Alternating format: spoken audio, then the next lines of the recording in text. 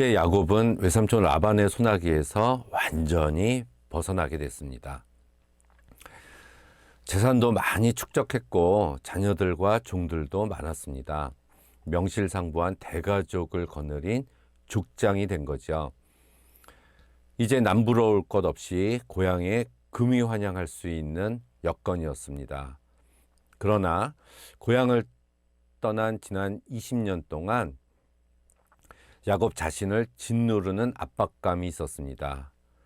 풀지 않으면 안 되는 중요한 일, 그것은 에서와의 문제였습니다.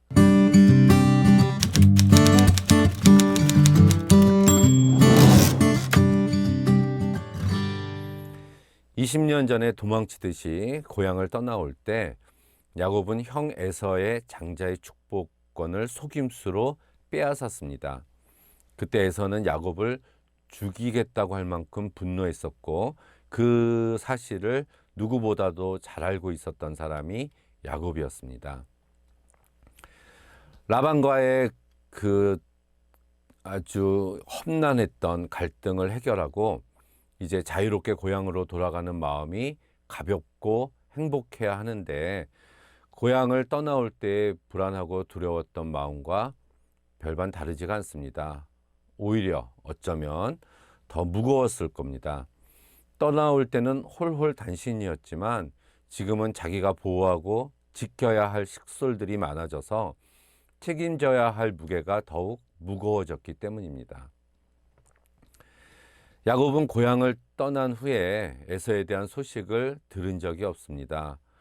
리브가가 에서의 화가 가라앉으면 사람을 보내서 야곱을 부르겠다고 했었는데 소식이 없었습니다. 이러한 상황 가운데 고향을 떠나올 때 베델에서 나타났던 하나님이 다시 나타나셨습니다. 이것은 지금까지 하나님이 그 20년 전 베델에서부터 지금까지 함께 해 주셨다는 것을 상기시켜주고 라반의 온갖 모략에서 보호하셨었고 그러했듯이 앞으로도 에서의 손에서 지켜주실 것이라는 확신을 주기 위해서 하나님이 나타나셨 것이죠.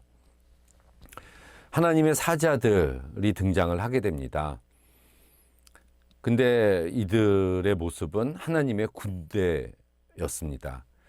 에서에 대한 두려움으로 가득 차 있었던 야곱을 보호하기 위해서 하나님이 자신의 군대를 보내신 것입니다.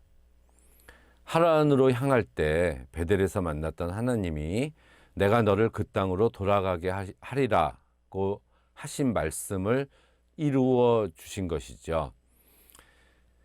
그때 만났던 사닥다리를 이제 오르락 내리락 했었던 그때 만났던 하나님의 사자들을 20년 만에 다시 만남으로 인해서 베델과 이곳 마하나임의 경험이 연결이 되고 있는 겁니다. 야곱은 그때 20년 전에 베델에서 무사히 이 땅으로 돌아오기만 하시면 자기가 하나님을 섬기겠다고 제단을 쌓고 약속을 했었습니다.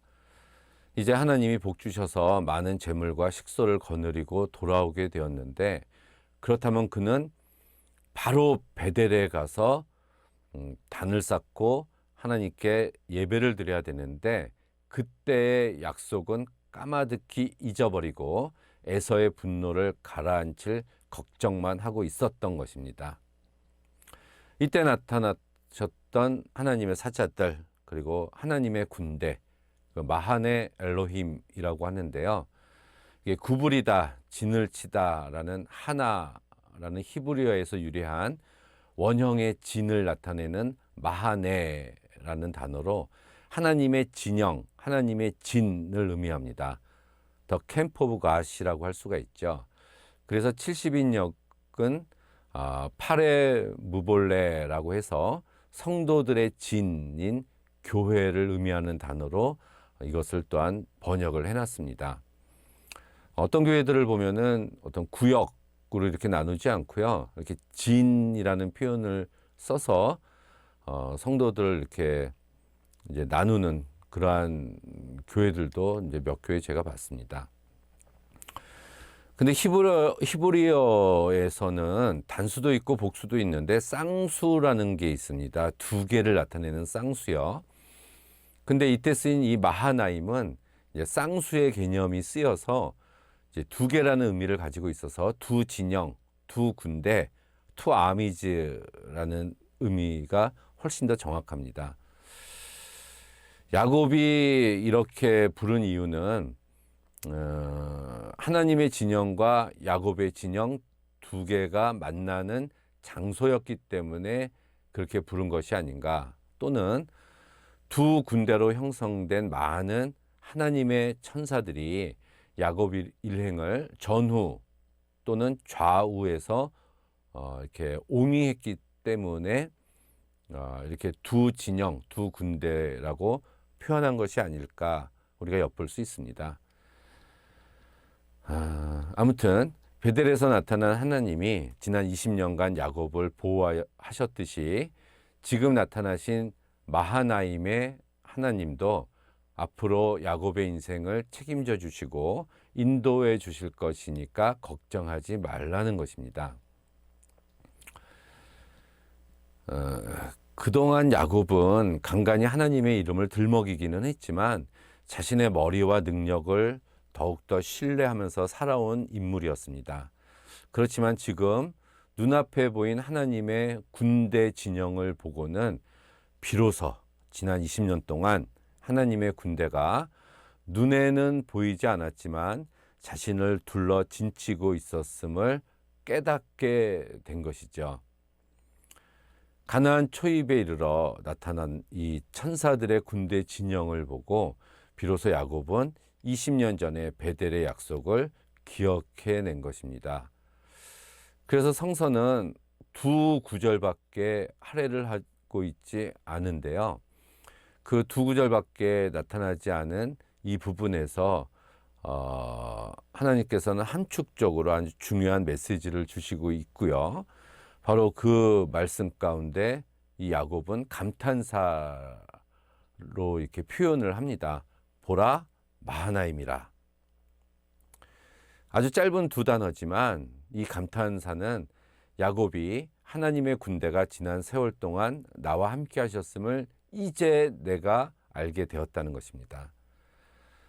또한 이 하나님의 군대는 베델에만 머물러 있었던 것이 아니라 그 하란 지역에만 머물러 있었던 것이 아니라 항상 야곱을 따라 진을 치고 움직이고 있었다는 것을 내가 깨달았다는 말입니다.